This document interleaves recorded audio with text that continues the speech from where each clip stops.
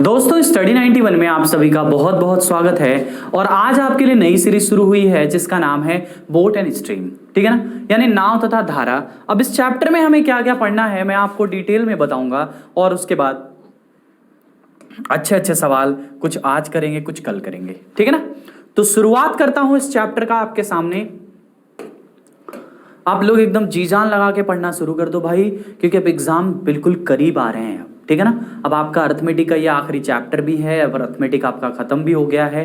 अब आपके लिए ज़्यादा सिलेबस बचा नहीं है। एडवांस में आपको पता है ज्योमेट्री मेंसुरेशन से कुल मिला के यार हर सेट में बस एक आध सवाल दोनों में से, या तो मेंसुरेशन से या तो ज्योमेट्री से एक आध सवाल आएगा। और वो विशेष आपको बहुत ज़्यादा पढ़ाने की जरूरत नहीं है, थोड़ा बहुत आपको बता दूंगा 2-4-10 दिन की क्लास में वो समाप्त हो जाएगा। उसके बाद एक क्वेश्चन आपके लिए जो आता है वो अलग ही मैथ्स का आता है, जहाँ पे परमिटेशन कॉम्बिनेशन प्रोबेबिलिटी यहाँ से सेट्स वगैरह से यहाँ से क्वेश्चन आते हैं, तो उसको भी करा दूंगा। यानी कि ओवरऑल आपकी 10-20 दिन की क्लास बची है, ज़्यादा बची नहीं है।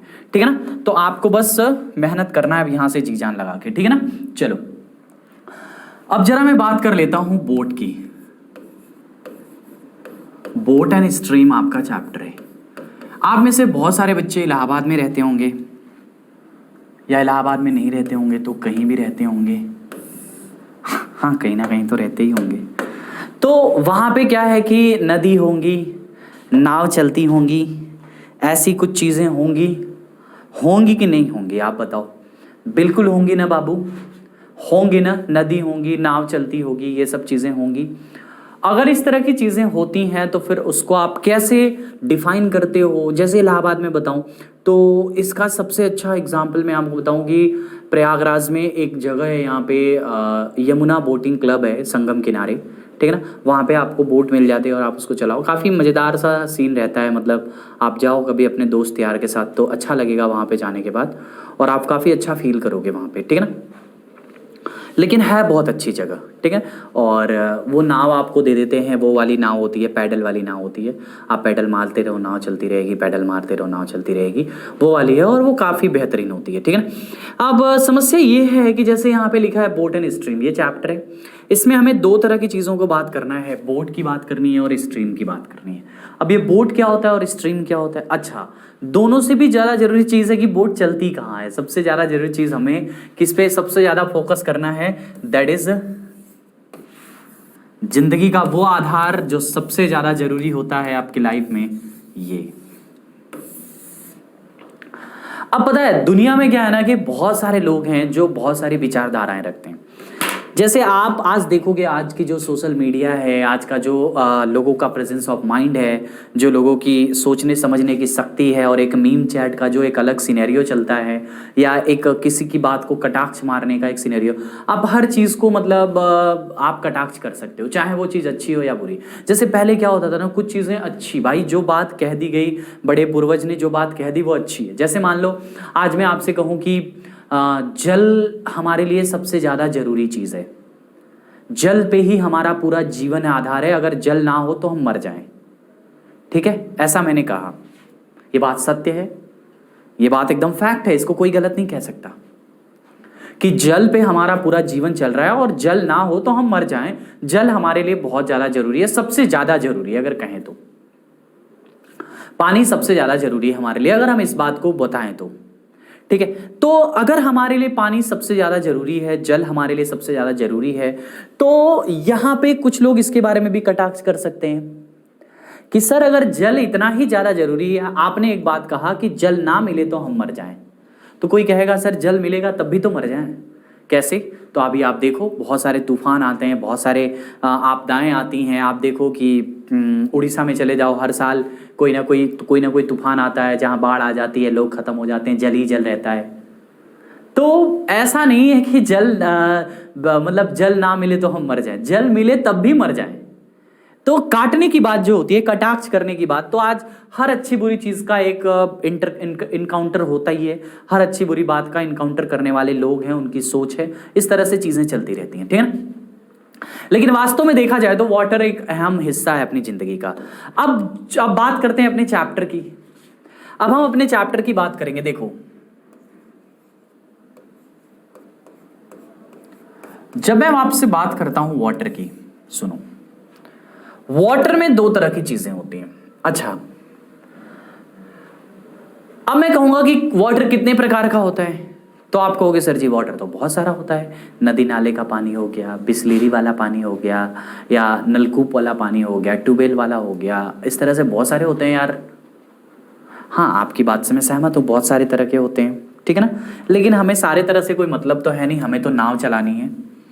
तो नाव के लिए जो पानी होता है उसको मैं यहाँ पे दो कैटेगरीज में बांटूंगा, ठीक है। अब यहां से जितनी बात मैं आपको समझाऊंगा, सारी बात को आपको अपनी कॉपी में लिखना है और इन सारी चीजों को अच्छे से समझना है।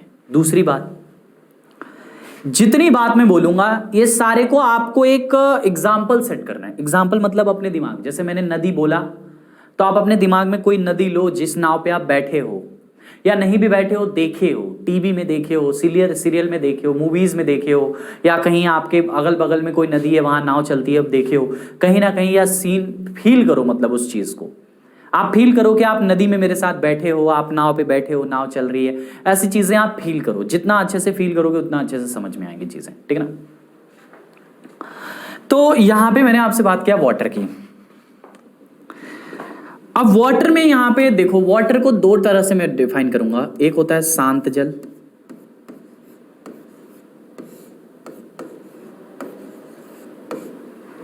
जिसको कहते हैं स्थिर जल,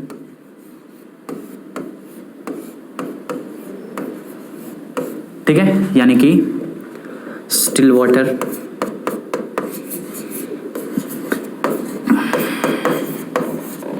जैसे एग्जांपल, आपके कोई गांव में कोई तालाब हो, कोई पोखरा हो बड़ा सा, कोई तालाब आपने देखा होगा, पॉन्ड, या कोई लेक हो, झील टाइप की चीज, ऐसी चीजें, तो उसमें पानी बहता नहीं है, उसमें पानी का प्रवाह नहीं होता, शांत होता है।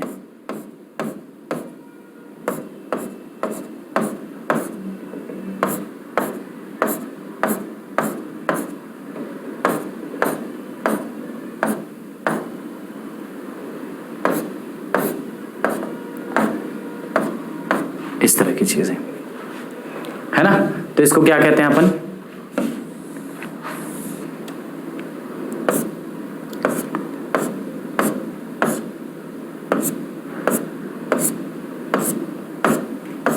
ये आपका शांत जल है, ठीक है ना। ये क्या है बाबू, ये शांत जल है। ये मतलब पानी बहेगा नहीं, ये शांत जल है, ये बहता हुआ पानी नहीं है। दूसरा जल जो होता है उसको कहते हैं अशांत जल,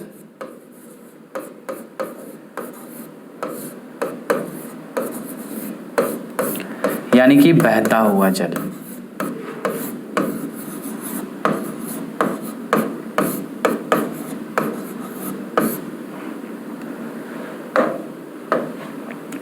फ्लोइंग वाटर,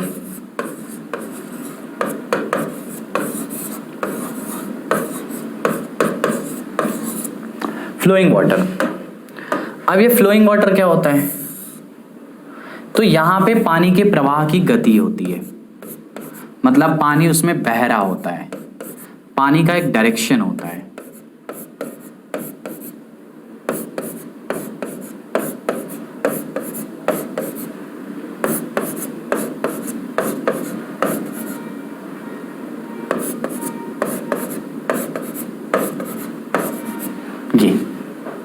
ये आपका फ्लोइंग वाटर, ये बहता हुआ जल है। तो दो तरह के जल हैं, एक शांत जल है, दूसरा अशांत जल है, ठीक है ना। जल दो ही तरह का होता है, जहां पे नदी, जहां पे नाव चलती है। अब यहां से भी हमें कुछ चीजें नोट करनी है, जैसे कि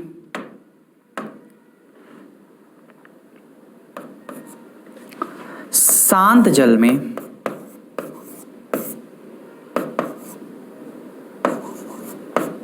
या फिर स्थिर जल में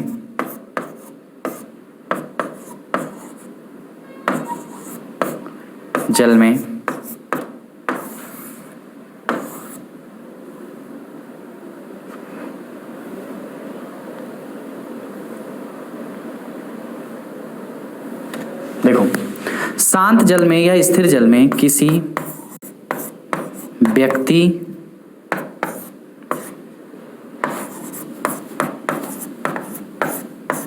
या नाव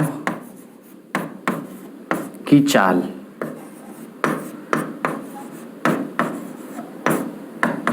इसको नाम देंगे जेड। ये डिनोट करने का एक सिंबल है बस, ऐसा नहीं कि कोई जेड का बहुत ज्यादा मतलब है, बस ये डिनोशन का चिन्ह है ना। तो शांत जल में या स्थिर जल में, कहां पे आपने कहा, शांत जल में या स्थिर जल में किसी व्यक्ति या नाव की चाल को हम जेड नाम से लिखेंगे। ये शांत जल में है। और यहां पे जो पानी बह रहा है, धारा, जिसको धारा कहते हैं, जो पानी बहता है उसको धारा कहते हैं, करंट, ठीक है ना, या फ्लो या स्ट्रीम बोलते हैं। क्या बोलते हैं? स्ट्रीम, ठीक है ना। तो फ्लो ऑफ मतलब धारा की गति या धारा की चाल। धारा की चाल को एस नाम से लिखेंगे। किस नाम से लिखेंगे? एस नाम से लिखेंगे, ठीक है ना। ये चैप्टर एकदम डिफरेंट है, इस चैप्टर को बहुत यूनिक तरीके से आपको पढ़ना है। धारा की गति का मतलब होता है फ्लो ऑफ स्ट्रीम।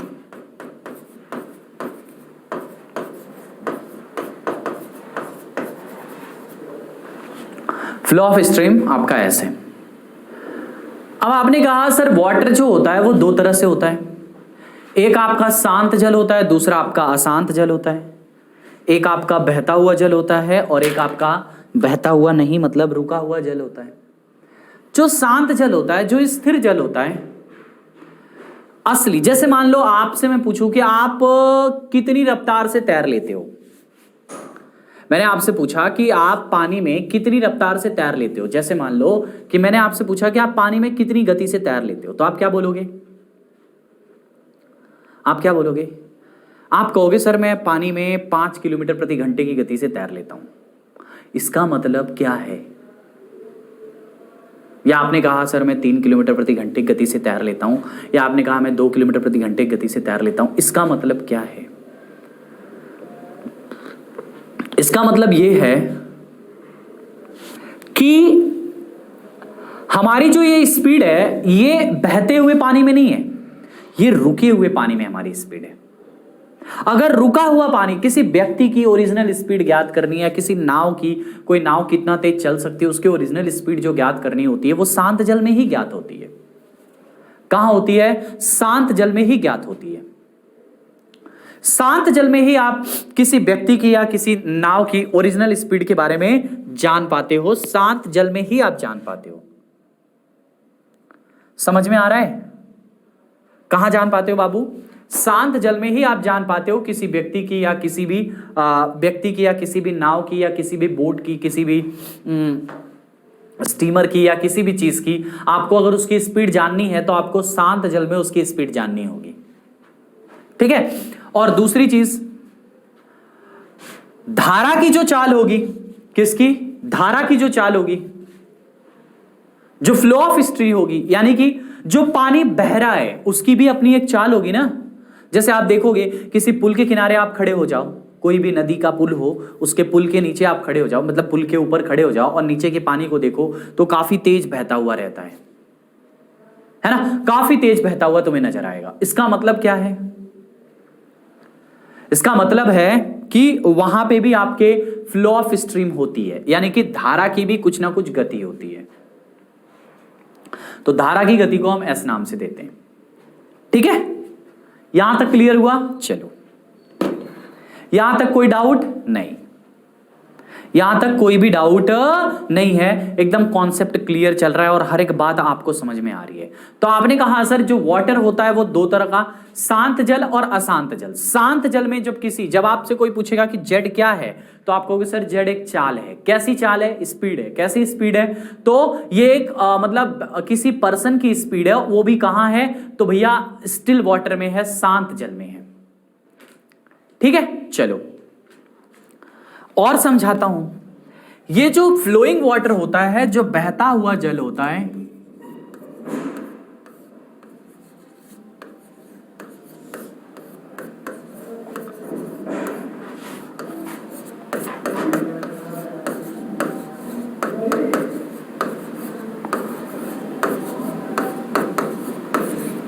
जो फ्लोइंग वाटर होता है बाबू, उसकी भी दो डेफिनेशन होती है।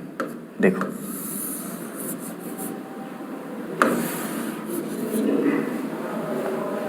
ठीक है ना, जो फ्लोइंग वाटर होता है उसकी भी दो डेफिनेशन, मतलब उसकी भी दो कंडीशन होती है। एक को कहते हैं धारा के दिशा में,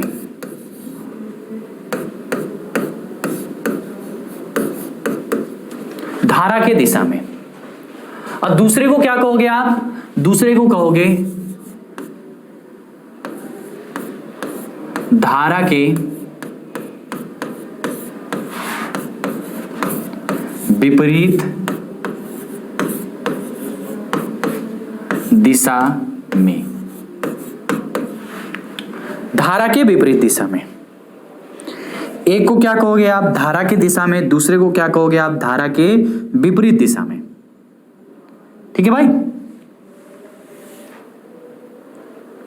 एक को कहोगे धारा के दिशा में, दूसरे को कहोगे धारा के विपरीत दिशा में। तो धारा के दिशा में और धारा के विपरीत दिशा में, इसको कहते हैं डाउनस्ट्रीम। अंग्रेजी में क्या कहते हैं? डाउनस्ट्रीम।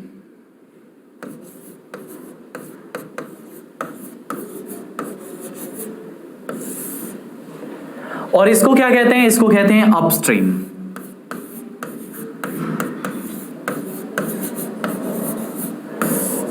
अपस्ट्रीम, इसको क्या कहते हैं? अपस्ट्रीम कहते हैं। तो ये आपका डाउनस्ट्रीम है और उधर आपका अपस्ट्रीम है। ठीक है, अब सुनो, ये आपका डाउनस्ट्रीम है और उधर आपका अपस्ट्रीम है। अब सुनो आगे की बात। जैसे यहां पे मैं तुम्हें शो करा रहा हूं चीजों को,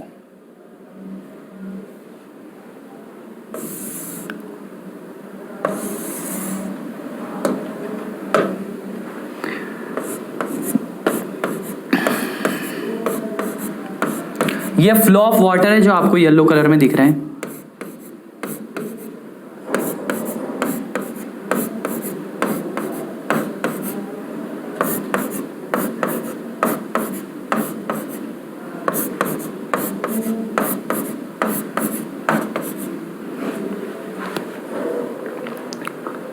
यह आपका फ्लो ऑफ वाटर है।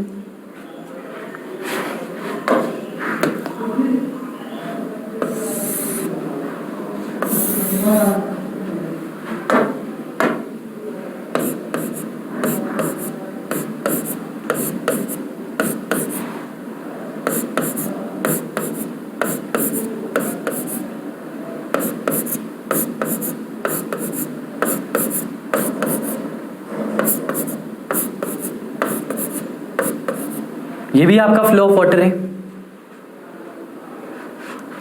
ठीक है ना, और फ्लो ऑफ वाटर एक ही दिशा में, जैसे मान लो ये नदी है तो ऊतरी की दिशा में पानी बह रहा है। अब मान लो इसमें दो बच्चे हैं जो नहाने के लिए कूद गए। एक का नाम है चुन, दूसरे का नाम है मुन।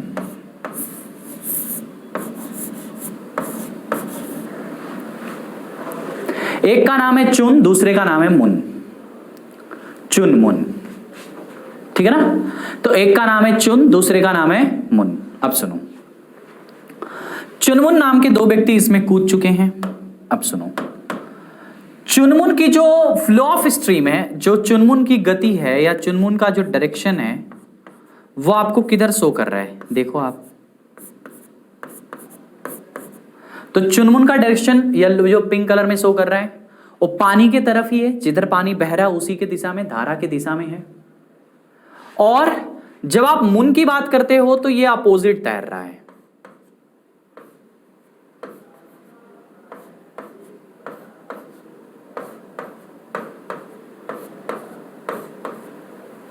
ये अपोजिट है। तो मुन क्या है? मुन अपोजिट डायरेक्शन में दौड़ रहा है, मतलब चल रहा है, तैर रहा है मतलब।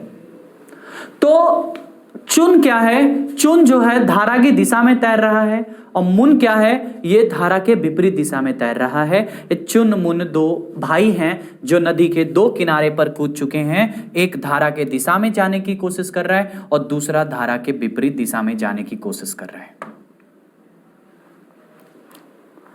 तो जब ये धारा के दिशा में, अच्छा बताओ, अगर आप पीछे चलो तो चुनमुन की स्पीड क्या होगी?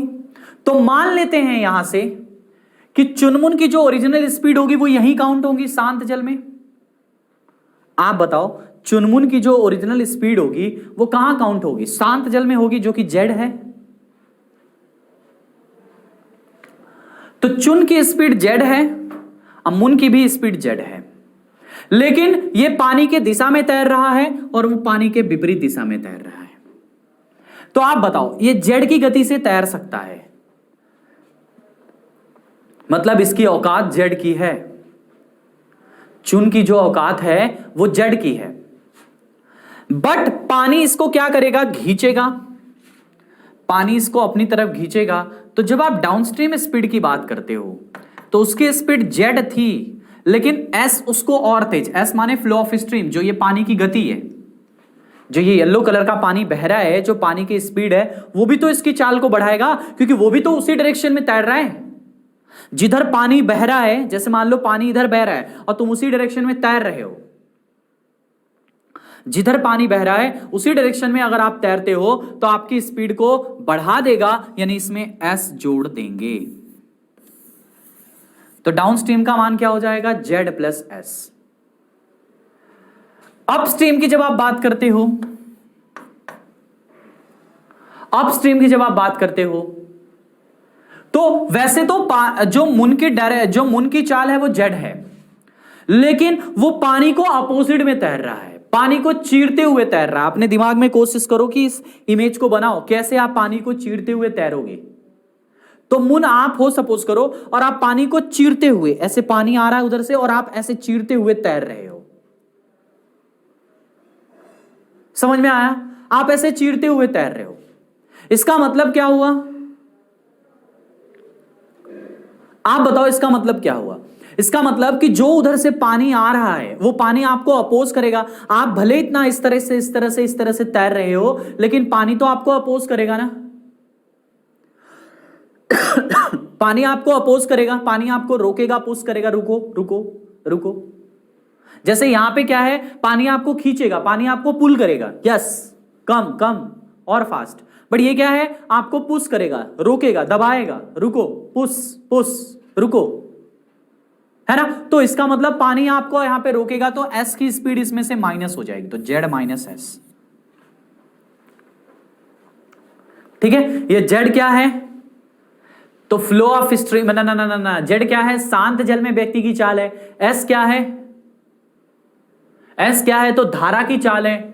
और डी मतलब डाउनस्ट्रीम, यानी धारा के दिशा में व्यक्ति की चाल है। ये भी डी भी एक चाल है, जो कि जेड प्लस एस हो जाएगी। जैसे जब आप सापेक्ष पढ़ते हो, जब आप सापेक्ष चाल पढ़ते हो तो वहां पे क्या कहते हो? जब डायरेक्शन सेम होती है तो चाल से चाल घट जाती है, जब डायरेक्शन अपोजिट होती है तो चाल से चाल जुड़ जाती है। जबकि इसमें क्या है, उल्टा है। यहां पे देखो, डायरेक्शन यहां पे अपोजिट है तो चाल से चाल घट रही है, और यहां पे क्या है, डायरेक्शन सेम है लेकिन चाल से चाल क्या है, बढ़ रही है, जुड़ रही है। ठीक है ना। तो ये कॉन्सेप्ट्स होते हैं, ये कॉन्सेप्ट्स ही आपको सवाल की तरफ ले जाते हैं, और ये कॉन्सेप्ट्स ही आपको मजबूत रखने होते हैं अपने सवालों के आंसर करने के लिए। ठीक है, यहां तक क्लियर हुआ कॉन्सेप्ट एकदम? जल्दी बताओ, यहां तक क्लियर हुआ? चलो,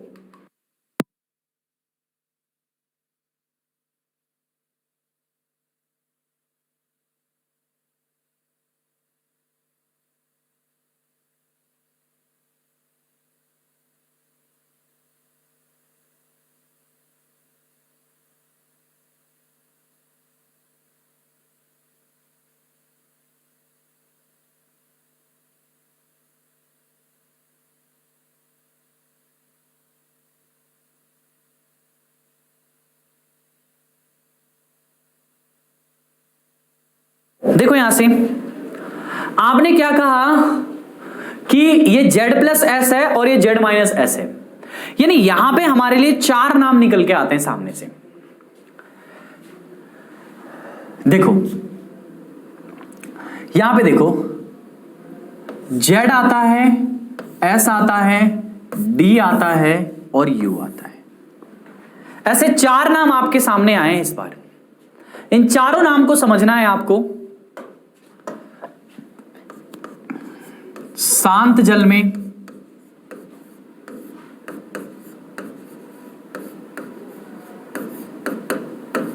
व्यक्ति की चाल है।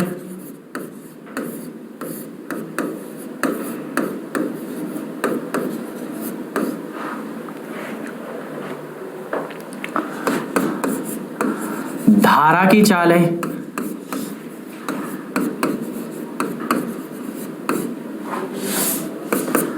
धारा के दिशा में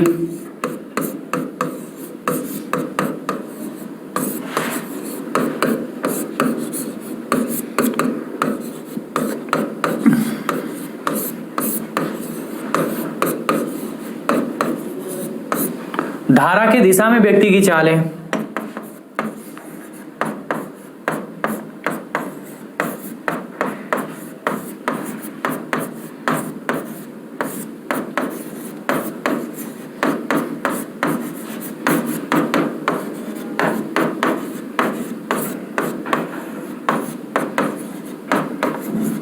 इस चैप्टर की यही तो खास बात है। यहां पे देखो, आपके सामने में थोड़ी सी चीजों को डिफाइन करने की कोशिश करूंगा। चाल, चाल, चाल, चाल। इस पूरे चैप्टर में 4 चालें हैं। जेड भी चाल है, एस भी चाल है, डी भी चाल है और यू भी चाल है। जेड माने शांत जल में व्यक्ति की चाल है, एस माने धारा की चाल है, डी माने धारा के दिशा में व्यक्ति की चाल है और यू माने धारा के विपरीत दिशा में व्यक्ति की चाल है। जिसमें से 3 तो व्यक्ति की चालें हैं, एक धारा के दिशा में है, एक धारा के विपरीत दिशा में है और एक शांत जल में है। तो आपने कहा सर इन चालों को समझना बहुत जरूरी है, क्योंकि अगर आप नहीं समझोगे तो मामला गड़बड़ हो जाएगा भाई। ठीक है ना? इन चालों को समझना बहुत जरूरी है और समझ तो आप रहे ही हो, मुझे लगता है ऐसा। समझना आपके लिए ज्यादा जरूरी है, आप समझ ही रहे हो। देखो इस पूरे चैप्टर में 4 चाल है और ये चारों चाल आपको आनी चाहिए भैया, बहुत जरूरी है चारों चाल समझना। अगर मान लो आपसे कोई कहे कि शांत जल में व्यक्ति की चाल ज्ञात करो, यानी जेड का मान निकालो। आपसे कोई कहे कि धारा की चाल निकालो, यानी एस का मान निकालो।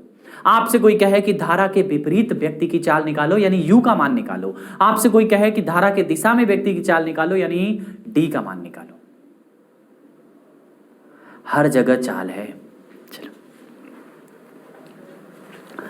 आपने एक रिलेशन दिया कि डी बराबर जेड प्लस एस होता है और आपने रिलेशन दिया कि यू माइनस यू बराबर जेड माइनस एस होता है। ये 2 इक्वेशन आपने बनाया। अच्छा, तैरने के लिए हमेशा एक चीज जरूरी है, याद रखना। अगर आप पानी में तैरते हो या इस पूरे चैप्टर की अगर मैं आपसे बात करूं तो हमेशा z का मान s से बड़ा होगा। z is always greater than s। अगर इसका उल्टा हुआ तो, अगर मान लो s बड़ा हो गया तो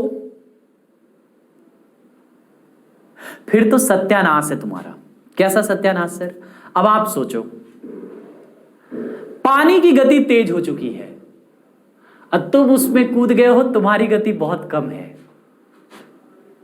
तुम्हें पानी को चीरता हुआ तैरना है। आप बताओ, पानी की गति बहुत तेज है, क्या तुम पानी को चीर के तैर पाओगे अगर तुम्हारी गति पानी से कम है तो? फिर तुम्हें क्या होगा? पानी बहा के लेके चली जाएगी। कहां लेके जाएगी? बंगाल की खाड़ी में या अरब सागर में या कहीं ले जाके प्रशांत महासागर या कहीं जो भी सागर होगा वहां ले जाके गिरा देगी तुम्हें। तुम कहीं रुक नहीं पाओगे क्योंकि पानी की स्पीड बहुत ज्यादा तेज है। तो हमेशा आपकी गति पानी के स्पीड से ज्यादा होनी चाहिए। Always remember. दोनों इक्वेशन की बात करें, मान लो मैं पहले equation number 1 plus equation number 2 करता हूं।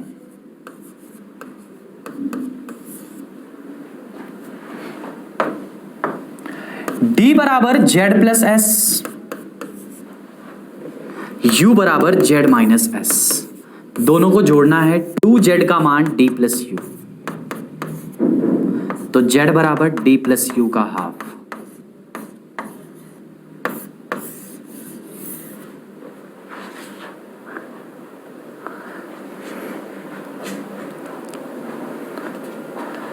आ गया? चलो यहां पे देखो,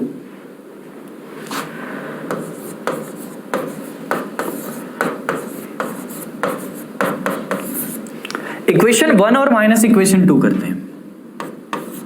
d बराबर z minus s, z plus s, u बराबर z minus s, 2s equals to d minus u, दोनों को घटाएंगे एस एस जुड़ जाएगा। s का मान क्या होगा? d माइनस यू का हाफ।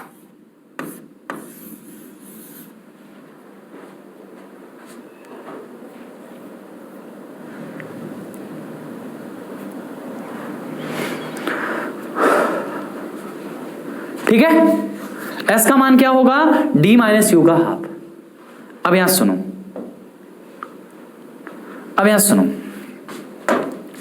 आपको मैंने यहां पे 4 चालें बताई, कौन कौन सी? z बताई, s बताई, u, d बताई और u बताई, ऐसी 4 चालें बताई हैं। z क्या है? शांत जल में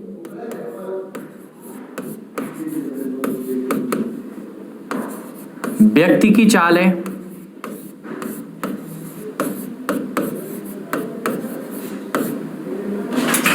ठीक है, शांत जल में व्यक्ति की चाल है।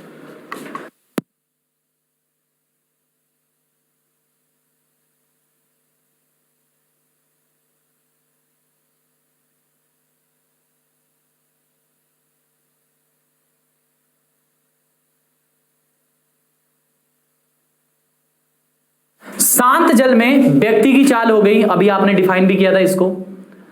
ये क्या होती है? ये धारा की चाल होती है।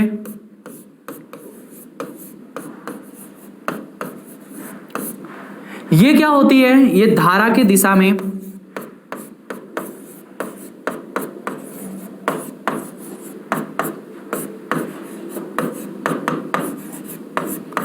व्यक्ति की चाल है, और ये क्या है? तो ये धारा के विपरीत दिशा में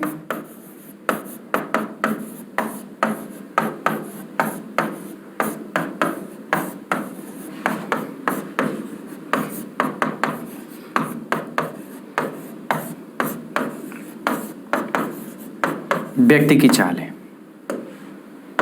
अब सुनो, शांत जल में व्यक्ति की चाल है, ये धारा की चाल है, ये धारा के दिशा में व्यक्ति की चाल है, ये धारा के विपरीत दिशा में व्यक्ति की चाल है। अब सुनो यहां से,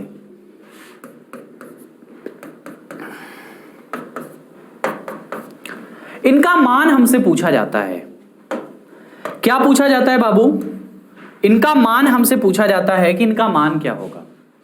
अब जब आप बात करते हो कि इनका मान कैसे निकालें, एक मिनट,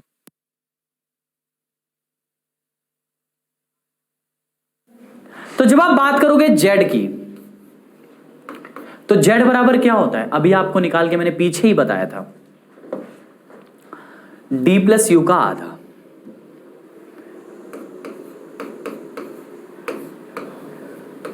यह आपका z का मान होता है।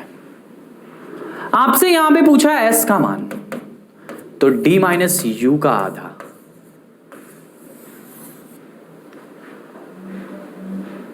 यहां पे आपसे पूछा धारा के दिशा में व्यक्ति की चाल यानी डाउनस्ट्रीम पूछा है, यानी d का मान पूछा है, तो ये z प्लस एस होता है। और ये अपस्ट्रीम पूछा है धारा के विपरीत दिशा में, तो z माइनस एस होता है। अगर बाबू आपने ये 4 बातें याद रख ली, बस पूरे चैप्टर में बस यही 4 बातें होती हैं, इसके अलावा एक को बात एक्स्ट्रा नहीं होती है, एक भी बात इनके अलावा एक्स्ट्रा नहीं होती है। अगर आपने ये 4 बातें अपने दिमाग में याद रख ली कि कौन सी क्या होती है और किसके बराबर क्या होता है। आपसे किसी ने कहा शांत जल में व्यक्ति की चाल निकालो, तो इसका मतलब आपको z का मान निकालना, और z का मान निकालने के लिए आपको d और u की जरूरत पड़ेगी, क्योंकि d plus you by half. या फिर z का मान तो यहां से भी आ सकता है, z बराबर d माइनस एस, बताओ, या फिर z का मान तो यहां से भी आ सकता है u प्लस एस, यहां से भी s का मान आ सकता है d माइनस जेड। ये सब तो रिलेशन बन जाएंगे धीरे धीरे जब आप चीजों को समझोगे। बस ये चार बातें याद रखो कि अगर किसी ने कहा शांत जल में व्यक्ति की चाल में यानी z का मान निकालना है, z के लिए d प्लस यू का मान चाहिए।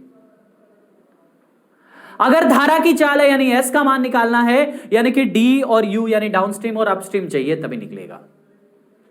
आपसे किसी ने कहा कि आप डाउनस्ट्रीम चाल निकालो, धारा की दिशा में व्यक्ति की चाल निकालो, तो z और s चाहिए, z प्लस एस, और अपस्ट्रीम निकालो तो z माइनस एस। बस ये चार चीजें होती हैं। अब चलते हैं सवालों की तरफ। यूपीएसआई 12 दिसंबर 2017, पहला क्वेश्चन पढ़ो क्या है। सभी लोग पढ़िए इस सवाल को।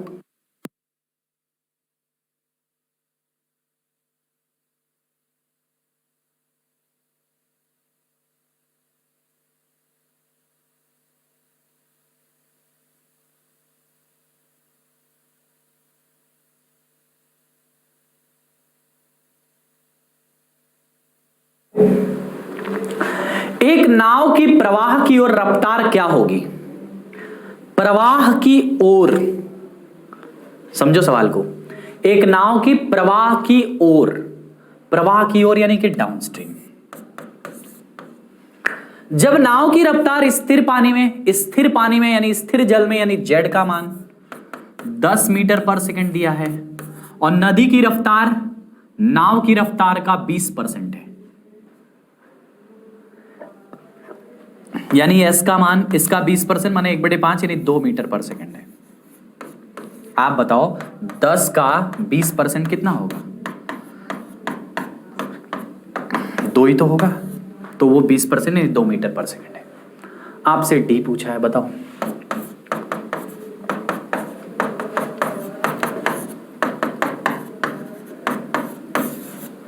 बारह मीटर पर सेकंड।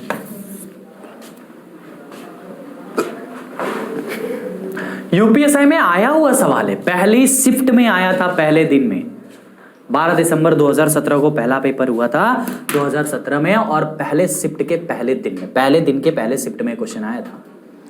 तो ऐसा नहीं है कि आसान सवाल एग्जाम में नहीं आते। चीजें क्लियर है, कॉन्सेप्ट क्लियर है, तो सवाल आप आसानी से कर सकते हो। नाव के प्रवाह की ओर को समझना होगा, मतलब जिधर प्रवाह है उसी की दिशा में बात कर रहा है। प्रवाह की ओर यानी डाउनस्ट्रीम की बात कर रहा है। अब डाउनस्ट्रीम में क्या होगा? डाउनस्ट्रीम की बात कर रहा है तो डाउनस्ट्रीम में क्या होगा? तो आपने कहा डाउनस्ट्रीम पूछा है आपसे, रफ्तार दिया है 10 मीटर पर सेकंड, और ये भी आप आसानी से निकाल सकते हो। नेक्स्ट देखो क्या कह रहा है, अगला सवाल पढ़ो। एक मोटर बोट की धारा के साथ चाल 56, धारा के साथ चाल, धारा के साथ यानी कि डाउनस्ट्रीम 56 kmph, और धारा के विपरीत चाल, धारा के विपरीत माने कौन सी? Upstream 40 kmph। तो नाव व धारा की गति क्या है? कितना आसान सा सवाल है, जेड पूछा है। 56 + 40 डी प्लस यू का आधा,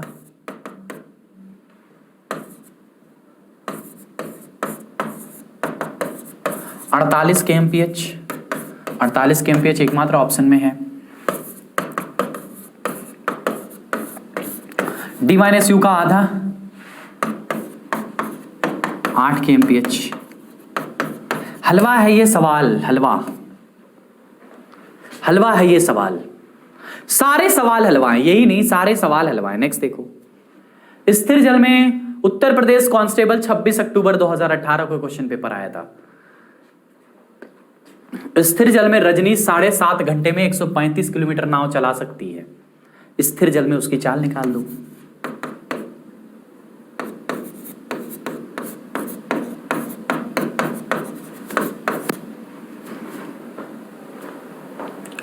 जबकि धारा के विपरीत अपस्ट्रीम की बात करें, 48 किलोमीटर की नाव 4 घंटे में चला सकती है 12 kmph। तो धारा की गति क्या होगी? अच्छा बताओ, u बराबर होता है z माइनस एस। u का मान 12 है, बराबर z का मान 135/7.5 है, माइनस में s पूछा है। 12 135/7.5 माइनस में 12, 135 माइनस में 12 × 60, 12 सते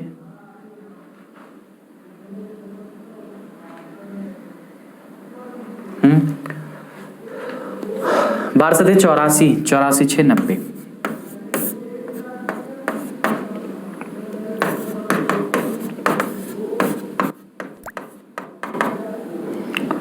9 से काटना ना, 5 से काट दो,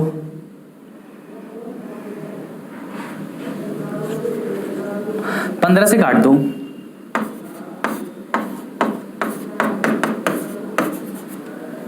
6 किलोमीटर पर आवर।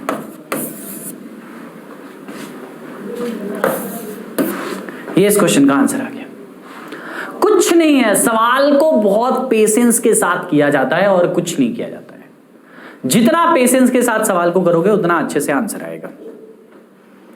एक आदमी नदी के निचली ओर के बहाव में 18 किलोमीटर और चढ़ाव पर 10 किलोमीटर नाव खींच सकता है। आदमी की गति क्या है? जेड पूछा है। ये डी दिया है 18, ये दिया है 10/2 14 kmph। हलवा है सवाल।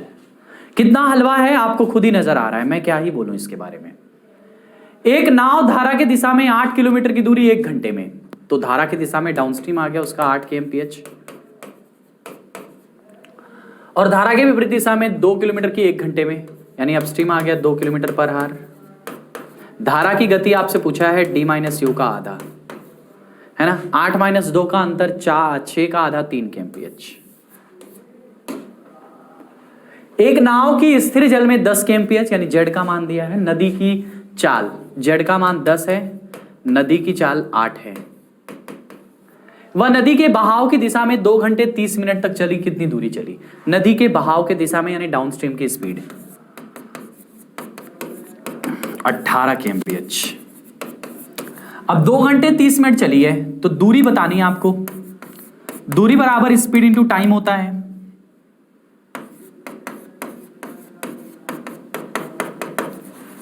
दूरी बराबर क्या होता है? स्पीड इंटू टाइम होता है। बोलो, दूरी बराबर तो यही होता है ना बाबू। अब बताओ, स्पीड 18 है और टाइम 2 घंटे 30 मिनट, यानी कि 5/2, 9 × 45 किलोमीटर। 2 घंटे 30 मिनट को हम बदलना जानते हैं, 2 + 30/60, 1/2, 2 दूनी 4, 1 5/2। आसान है चीजें सारी यार।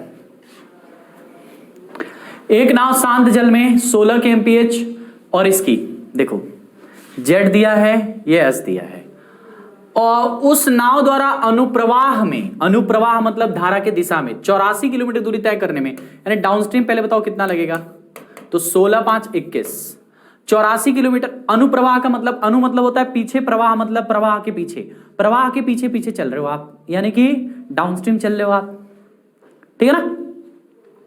तो समय आपसे पूछा है, समय बराबर दूरी बटे चाल। दूरी 84 दिया है, चाल 21 आ चुकी है, यानी 4 घंटे का समय आएगा। कितने हलवा हलवा सवाल है। स्थिर जल में एक नाव की गति 11 है, स्थिर जल में, यानी जेड का मान दिया है। यदि नाव 2 घंटे में धारा के विपरीत दिशा में 19 किलोमीटर की दूरी तय करती है, तो धारा की गति। अच्छा बताओ, u यहां से बताओ, 19 किलोमीटर की दूरी 2 घंटे में कितना आया? 9.5 kmph। अच्छा बताओ, u बराबर क्या होता है? z - s। u का मान 9.5 है, z का मान 11 है, माइनस में s है, s का मान 11 - 9.5, यानी कि 1.5 kmph। मतलब आंख बंद करके इन सवालों में बस पेन चलाते रहो, आंसर अपने आप आएगा। कुछ होता ही नहीं है। बोट एंड स्ट्रीम चैप्टर बहुत इजी है, बहुत इजी है, बहुत इजी है। जब तक आपके एग्जाम में अच्छे अच्छे सवाल ना आए तब तक तो बहुत ही इजी। देखो इसमें 2 ही 3 पैटर्न के सवाल बनते हैं, ज्यादा बनते भी नहीं है, ठीक है ना। तो ये बहुत आसान सा चैप्टर और बहुत ईजी सा चैप्टर है। एक व्यक्ति अधोप्रवाह में 15 किलोमीटर प्रति घंटा गति से ऊर्ध्व प्रवाह में 9 किलोमीटर प्रति घंटा, अधोप्रवाह और ऊर्ध्व प्रवाह। अधोप्रवाह मतलब ऐसे ऐसे नाम होते हैं भाई। 15 kmph है और u का मान 9 kmph है। अगर ना समझ में आए तो अंग्रेजी पढ़ लेना पेपर में, ठीक है। और दूसरी बड़ी बात कि यार सोचो ना, ये कम है ये ज्यादा है, ज्यादा वाला धारा की दिशा में होगा, कम वाला धारा के विपरीत दिशा में होगा। तो स्थिर जल में नाव की चाल, जेड का मान पूछा है 15 9 24/2 12 kmph। मजा आता है ना ऐसे ऐसे आसान आसान सवालों को लगाने में। कल पता चलेगा, आज तो सच्ची में आसान आसान सवाल है। आज केवल मुझे आपको कॉन्सेप्ट बताना था और उस कॉन्सेप्ट पे कुछ प्यारे प्यारे क्वेश्चन कराने थे, बस और कुछ नहीं। एक व्यक्ति ने 36 किलोमीटर धारा के प्रतिकूल दिशा में और 48 किलोमीटर नीचे प्रवाह में दोनों तरफ से 6-6 घंटे नौका चलाई। चलो देखो डाउनस्ट्रीम बताओ। 48 किलोमीटर निचले प्रवाह में, तो 48 बटे में 6 घंटा यानी 8 kmph। और यू बताओ 36 किलोमीटर 6 घंटा यानी 6 kmph। धारा की गति एस पूछा है, डी माइनस यू का आधा, तो 8 - 6 का आधा यानी कि 2 kmph। 2/2 यानी कि 1 kmph इसका आंसर आएगा। 1 kmph इस क्वेश्चन का राइट आंसर आएगा। नेक्स्ट देखो, एक आदमी स्थिर पानी में, कहां की बात कर रहा है? स्थिर पानी की बात कर रहा है। स्थिर पानी में 10 किलोमीटर प्रति घंटा की गति पर नाव चला सकता है। 10 किलोमीटर प्रति घंटा की गति पर नाव चला सकता है, ठीक है, स्थिर पानी में, यानी जेड का मान दिया 10 kmph। फिर कह रहा है कि यदि उसे 24 किलोमीटर की दूर एक स्थान पर जाने और लौटने में कुल 5 घंटा लगते हैं। यह अच्छा सवाल है। देखो T1 + T2 बराबर में 5 घंटा। 24 किलोमीटर जाएगा तो डाउनस्ट्रीम, 24 किलोमीटर आएगा तो अपस्ट्रीम, टोटल 5 घंटा। 24 बटे में जेड प्लस एस बटे में प्लस में 24 बटे में जेड माइनस एस बराबर 5 घंटा। 24 बटे में जेड का मान 10 है, 10 + एस प्लस में 24 बटे में 10 - एस। सवाल को सॉल्व करना पड़ेगा, द्विघात समीकरण बनेगा।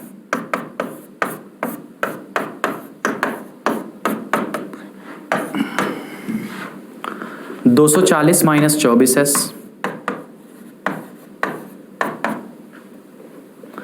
240 + 24s।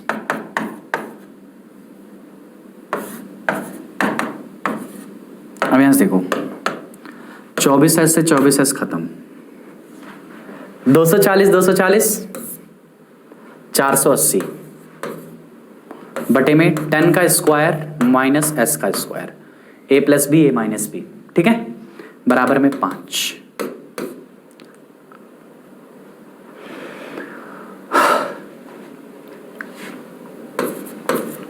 तो 10 का स्क्वायर माइनस एस का स्क्वायर बराबर 96।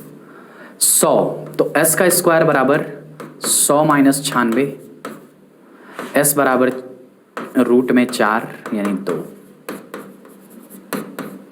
ये आपके एस का मान आ गया। ये बढ़िया सवाल था। बढ़िया मतलब अच्छा सवाल कह सकते हो इसको,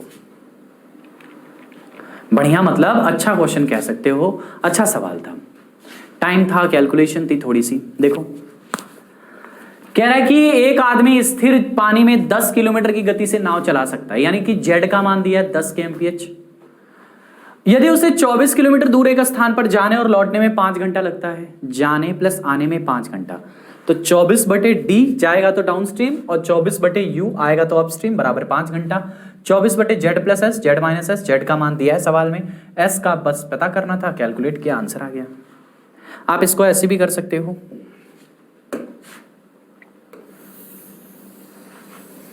इतना ज्यादा कैलकुलेशन अगर करने का मन ना हो तो भी आप कर सकते हो सवाल को। इसके बाद आप ऑप्शन यूज कर लो। मान लो आप ऑप्शन में 1 रखते हो तो 11 से नहीं कटने का, खत्म, मामला खत्म, क्योंकि ये आंसर भिन्न में नहीं है, मामला खत्म। 1/2 रखते हो तब भी नहीं सेट होगा। 3 रखते हो तो 10 3 13 से नहीं कटेगा। 2 रखोगे तो देखो 10 2 12, 2 बार में कट जाएगा। 10 - 2 8 से 3 बार में कट जाएगा। 3 2 5 आ जाएगा घंटा। ऑप्शन से करोगे तो भी आ जाएगा। तो ये भी एक अच्छा विकल्प होता है इस तरह के सवालों को लगाने का। अगला, मोटर बोट पानी में 10 किलोमीटर प्रति घंटे की गति से कर सकती है, नदी में 91 किलोमीटर प्रवाह चली और वही लौट आई, कुल मिला के 20 घंटा। डिक्टो सवाल है, कॉपी पेस्ट सवाल है। देखो 91 बटे में Z plus S 10 plus S plus में 91/10 माइनस एस बराबर उसे टोटल 20 घंटे लगे हैं। बस सवाल सॉल्व। अच्छा देखो ऑप्शन से यूज करो, 10 3 13 यही बनेगा, 10 3 13, 13 7 91, 7 घंटा, और 10 माइनस 3 7 से काट देंगे 13 घंटा, 13 और 7 मिला के 20 घंटा। यही आंसर है ऑप्शन के हिसाब से। बट अगर इसको सॉल्व करोगे तो भी आ जाएगा। 10 का गुणा होगा 910 माइनस 91s प्लस 91s बटे में 10 का स्क्वायर माइनस s का स्क्वायर बराबर 20। ठीक है, अब सुनो, 91s से 91s खत्म, 910 मिलके 1820 बराबर में 20 बटे में 100 माइनस में s का स्क्वायर।